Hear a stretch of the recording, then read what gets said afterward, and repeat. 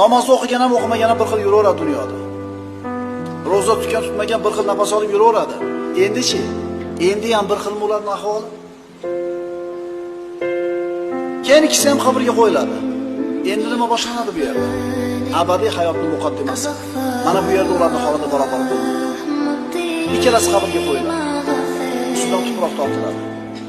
Dafn qilinadi.